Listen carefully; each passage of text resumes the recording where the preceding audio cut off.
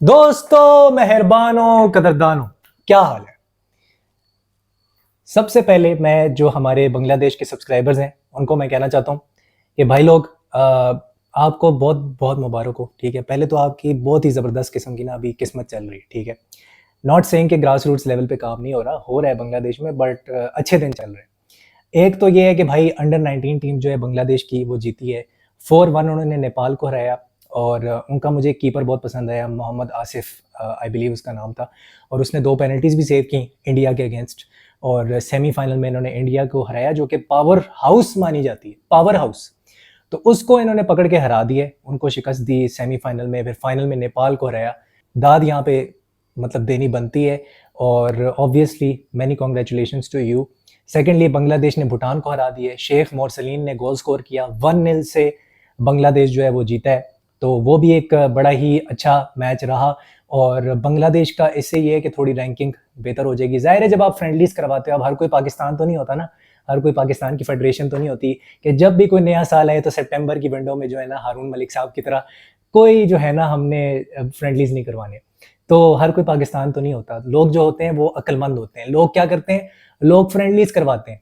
लोग फ्रेंडलीज करवा के अपनी जो रैंकिंग है उसको इंक्रीज करते हैं। ठीक है, और थोड़ा सा अपने करीब करीब के जो होते हैं ना रैंकिंग में, करीब करीब के जो ओपोनेंट्स होते हैं। नॉट सेइंग कि भूटान बिल्कुल अच्छी ऑपोजिशन नहीं थी, they are fantastic opposition, but जो करीब की रैंकिंग होती है उसको बुला के खिलाते हैं। जी, हमारे घर आके आप खेलें, आप भूटान बांग्लादेश आके खेलें, आप भूटान जाओ एज बांग्लादेश। ठीक है, होम और अवे वो दोनों अभी मैचेस खेलेंगे। तो ये वाला जो मैच था ये तो अवे था बांग्लादेश का, लेकिन अभी उनका होम मैच भी आएगा। और दूसरा ये कि मैं जानता हूँ कि श्रीलंका जो है उन्होंने भी अभी कैम्बोडिया के अगेंस्ट 0-0 ड्रॉ किया है। और होम पे श्रीलंका ने बहुत ही अच्छी परफॉर्मेंस दी है, डायस्पोरा प्लेयर्स भी उसके अंदर खेल रहे थे। 0-0 गया वो। कैम्बोडिया की बिल्कुल डिफरेंट टीम थी, जो पाकिस्तान के अगेंस्ट खेली थी उससे बहुत ही ज़्यादा डिफरेंट टीम थी ये जो प्लेइंग 11 है। तो ये जो है ना, ये AFC एशियन जो क्वालिफायर्स है ना, एशियन कप के क्वालिफायर्स हैं, ये उसका पहला राउंड था। अब पहला राउंड अगर ये पार करेंगे, होम और अवे लेग जीतेंगे कैम्बोडिया के अगेंस्ट श्रीलंका वाले, तो वो फाइनल राउंड में किसी ग्रुप स्टेज में जा सकते हैं। और हो सकता है कि वो इंडिया के ग्रुप में चले जाएं। ठीक है, क्योंकि वो भी पॉट 4 में है, तो वो हो सकता है इंडिया के ग्रुप में आ जाएं, हो सकता है पाकिस्तान के ग्रुप में आ जाएं। दूसरी चीज़ ये है कि जो स्क्वाड है ना वो आ चुका है। ऑब्वियसली 26 मेंबर का स्क्वाड आ चुका है। मैंने जो है ना अंडर 16 की जो का जो स्क्वाड है उसके ऊपर मैंने पहले भी एनालिसिस किया था, आज से 1 साल पहले, जब हम सैफ अंडर 16 खेलने गए थे भूटान में। अभी हम सैफ अंडर 17 खेलने जा रहे हैं पाकिस्तान जो है, तो उसका लिंक मैं यहाँ पे दे दूंगा, वो आप लोग देख लेना। वहाँ पे मैंने यही डिस्कस किया था कि जो प्लेयर्स हैं, जो मेन कोर प्लेयर्स हैं, तकरीबन ये जो अभी प्लेयर सेलेक्ट हुए हैं, मैं कहूँगा 20-21 प्लेयर वही हैं, तकरीबन वही प्लेयर हैं, मोर और लेस।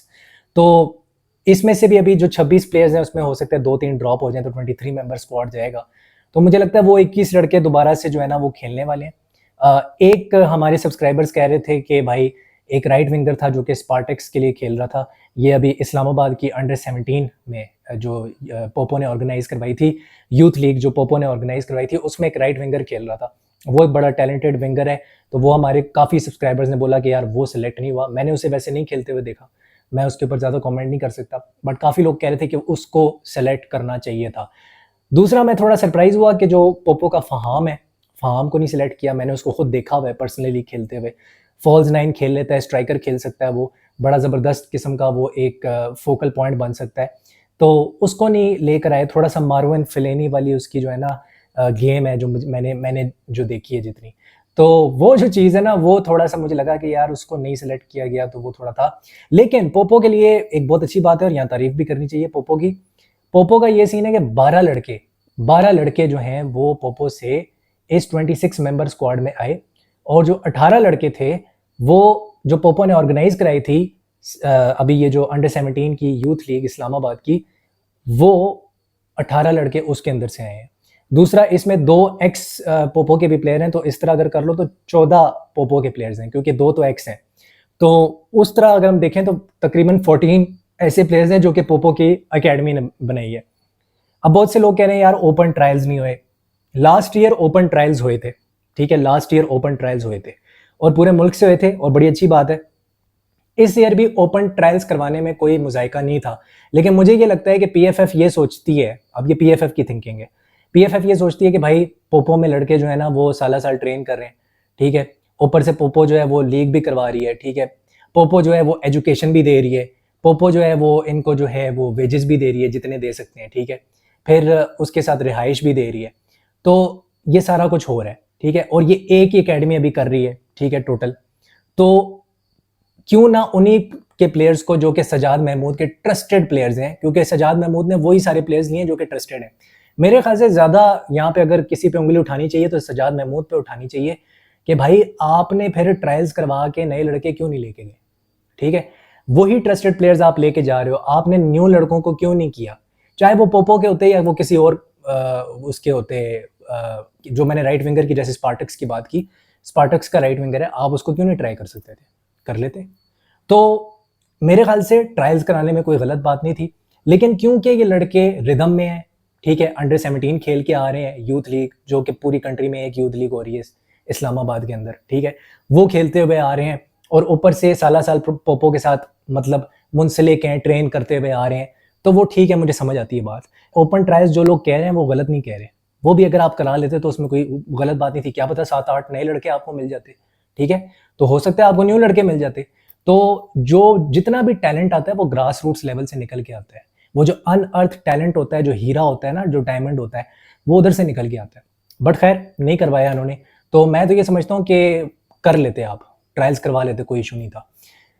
मैं स्क्वाड पे बात करना चाहता हूँ, सुभान करीम इसके अंदर है, और मैंने जो पिछली अपनी वीडियोस बनाई थी सुभान करीम पे, मैंने ये कहा था कि मैं उसको सुभान करीम बेंजेमा बोलता हूँ, इवन तो वो स्ट्राइकर नहीं है, वो एक राइट विंगर है जो कि आप कह लो बाई लाइन से स्टार्ट करते हो और बाई लाइन से स्टार्ट करके अंदर की तरफ आता है और वो एक इन्वर्टेड रन्स बनाता है। जैसे सिर्फ समझाने के लिए तो मैं बता रहा हूँ, मैं कंपेयर नहीं कर रहा, जैसे रोड्रिगो गोएज रियल मैड्रिड का और जैसे विनीशियस जूनियर जो है ना वो बनाते हैं तिरछे रन्स, उस तरह के स्लांटेड रन्स बनाता है।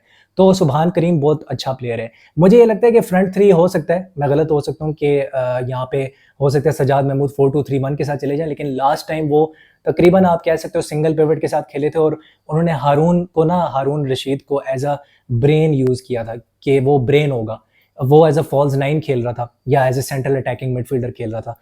जैसे सिर्फ समझाने के लिए प्रोफाइल बता रहा हूँ, जूड बेलिंगम करता है फॉर रियल मैड्रिड, ठीक है, वो सेंट्रल अटैकिंग मिडफील्ड वाला जो रोल है वो रोल वो निभाता है, मतलब अगर एक डायमंड मिडफील्ड है तो उसकी टिप पे वो होगा, ठीक है, तो उस तरह से हारून खेलता है। तो हारून एक बहुत इंपॉर्टेंट प्लेयर है, ठीक है। शहाब को इन्होंने लिया है, वो एक अच्छा नंबर 6 है, Shahab is a very good player as well, वो सिंगल पिवट में यूज़ हो सकता है और लास्ट टाइम भी सजाद महमूद ने काफ़ी हद तक उनको as a single pivot use किया था। सजाद महमूद के जो टैक्टिक्स हैं वो बहुत बड़े क्लियर हैं, हराम बॉल वो खेलते हैं, लॉन्ग बॉल फुटबॉल, ठीक है, बड़वा गिरी वाली फुटबॉल, ठीक है, डायरेक्ट स्टाइल ऑफ प्ले, ठीक है, वो जो जिसको हम कहते हैं ऊपर वाली फुटबॉल, ठीक है, क्विक ट्रांजिशन होता है, यानी कि डिफेंस से अटैक में क्विक ट्रांजिशन करना है, उसके अंदर वो बिलीव करते हैं और वो ये बिलीव करते हैं कि भाई सेट पीसेस पे हमने गोल मारने हैं, ठीक है, ज़्यादा से ज़्यादा, और हमने सेकंड बॉल्स को जीतना है, ठीक है, फर्स्ट बॉल सेकंड बॉल को जीतो कॉर्नर पे, फ्री किक पे, ठीक है, उस तरह की उनकी एक मतलब फिलॉसफी है। तो बिल्कुल मतलब ओल्ड स्कूल फुटबॉल वो खेलते हैं और ओल्ड स्कूल फुटबॉल में बिलीव रखते हैं और वही करके उन्होंने 2011 का सैफ अंडर 15 जो था वो जीत लिया था, जो चैंपियनशिप थी वो उन्होंने उखाड़ लिया था।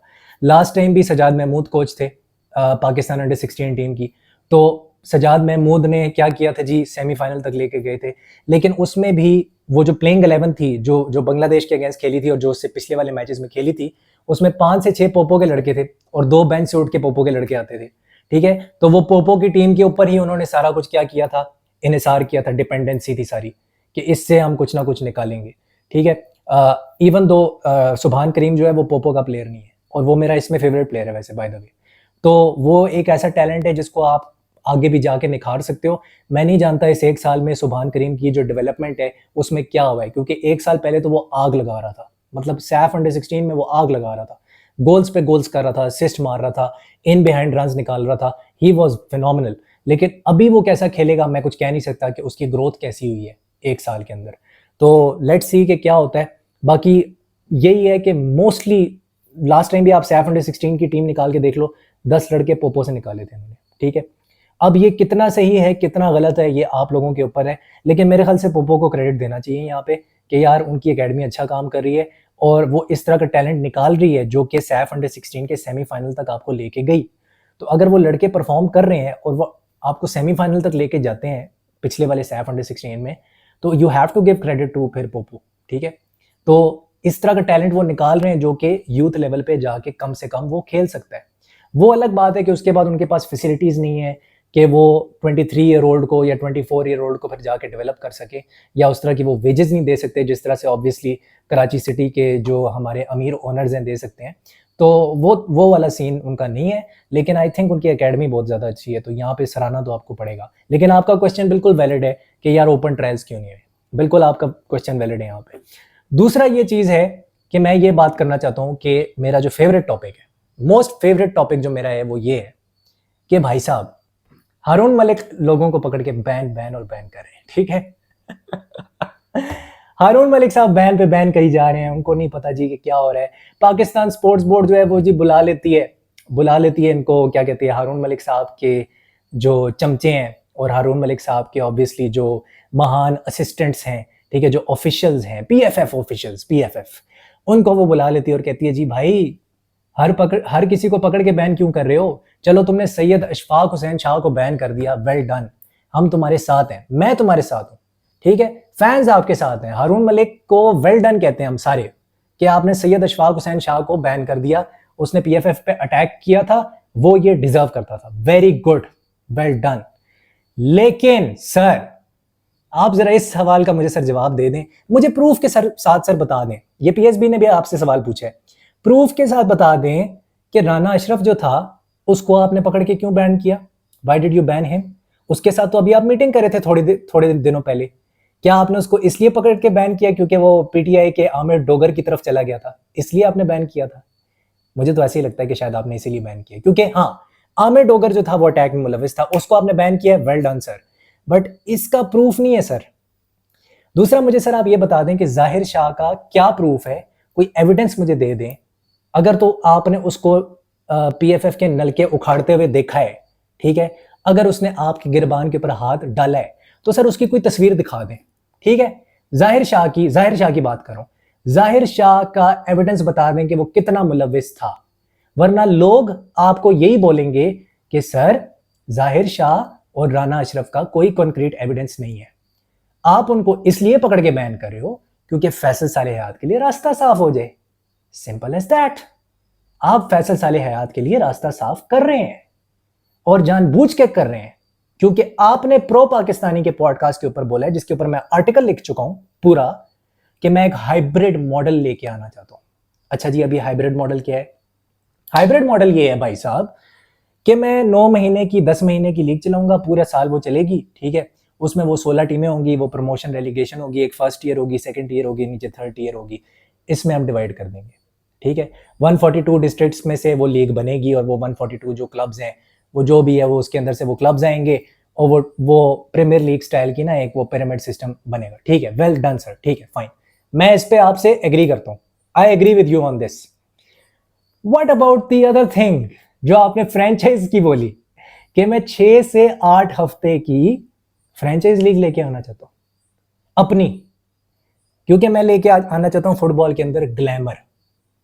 चलें ठीक है सर, आप ग्लैमर लेके आना चाहते हैं, सर आप ये बता दें मुझे कि जो एएफसी कॉम्पिटिशंस हैं, ये सिर्फ मैं नहीं पूछ रहा, ये मेरे से पता है किसने सवाल पूछा है, ये मेरे से उसने सवाल पूछा है जो कि खुद एक क्लब का ओनर है।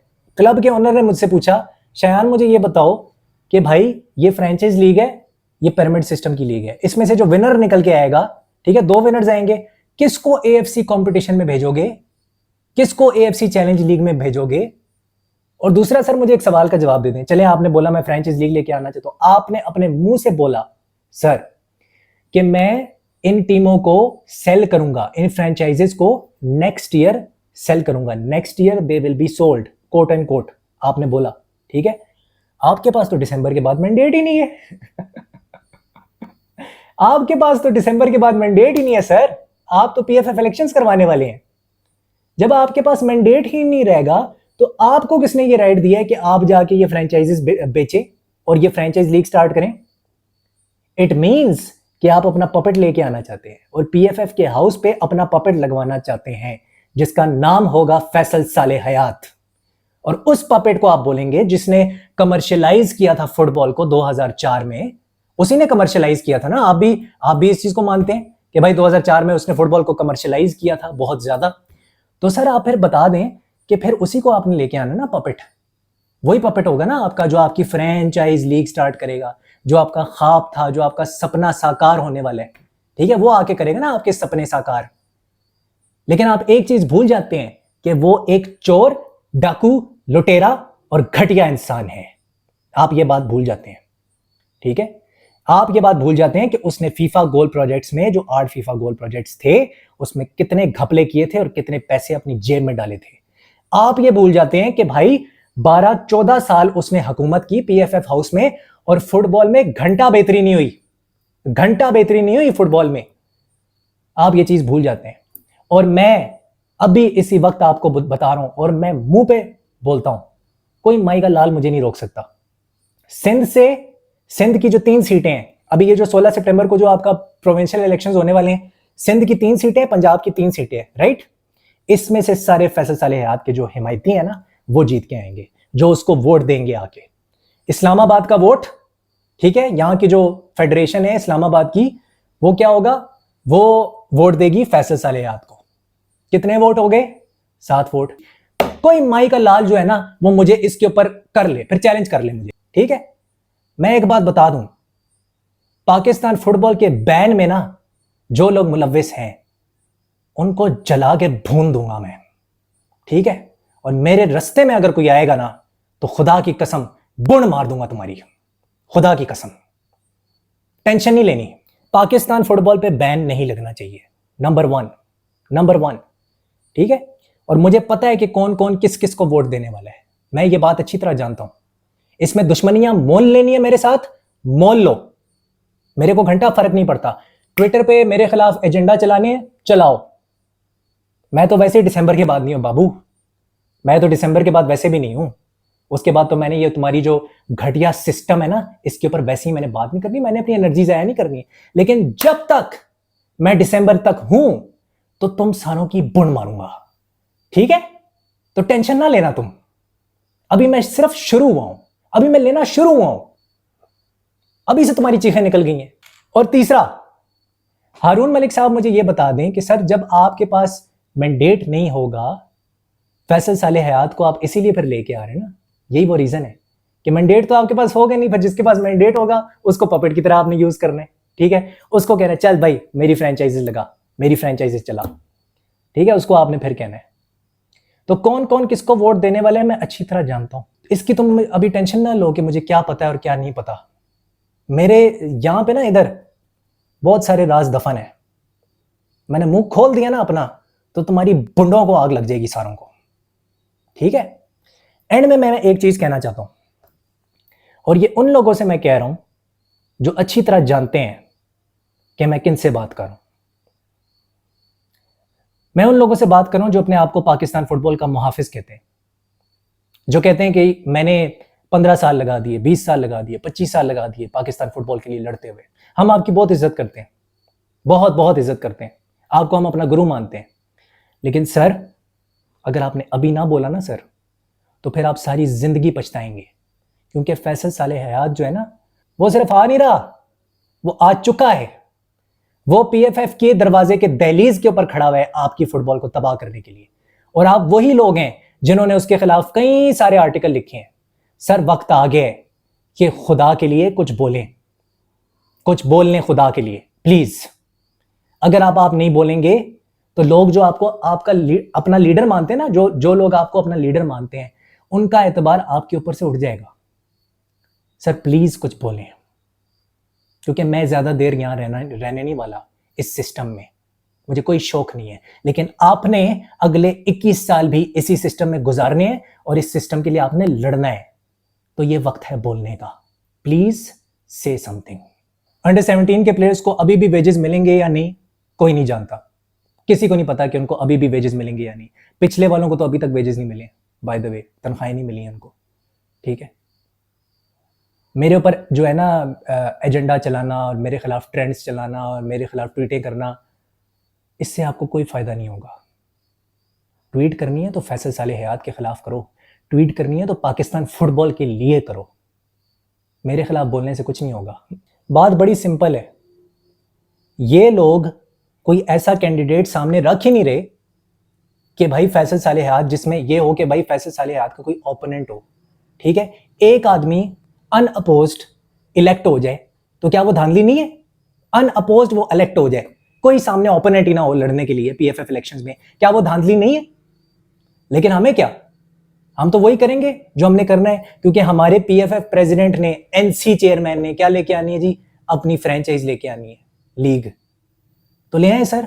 लेकिन फिर ये भी याद रखना कि 12 साल के लिए आप पाकिस्तान फुटबॉल को अंधेरे में और लिम्बो में छोड़ दोगे, फिर होगी यहाँ पे डिक्टेटरशिप, सही है। और कोई फ्रीडम ऑफ स्पीच जो पहले भी नहीं थी वो आगे भी नहीं होने वाली है, आगे तो बिल्कुल ही खत्म हो जाएगी। फिर करते रहना आप लोग अपने पॉडकास्ट, आगे से आपको सुनेगा कोई नहीं, no one will be there, तो वो आप करते रहना। और जो लोग मुझे कह रहे हैं ना ट्विटर पे कि तुम पॉलिटिक्स कर रहे हो, हाँ मैं फैसल साले हयात के खिलाफ हूँ पहले दिन से, और मैं उसके खिलाफ पॉलिटिक्स कर रहा हूँ। जो पुटना है put low. I will see you soon in another video. हस्ता ला विस्ता।